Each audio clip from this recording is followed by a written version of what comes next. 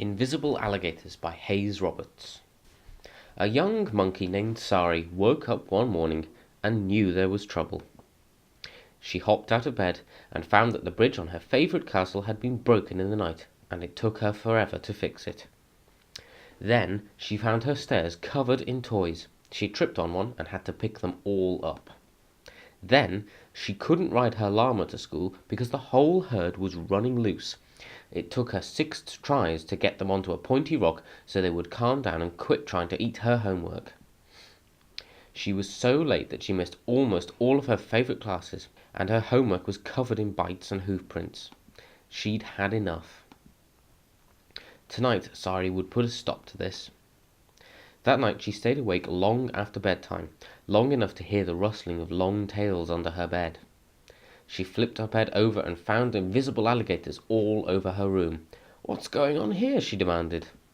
"Sorry, we are the invisible alligators, and we do this for everyone," one alligator explained. "We're just trying to help. Let me show you." So she followed him deep into the alligator catacombs. As they walked, he explained, "You see, we cause trouble in all kinds of ways. In this house, I'm hiding the remote control, and this sheep will search his house for a week. And in this house, we are stealing the chocolate cake mix and putting out a fresh broccoli instead. And in here, we are singing this hippo to sleep in the bath, so he gets all pruny. I don't understand why you've done all these things. Why do we have to have so many things go wrong? Why can't you just make everything right?"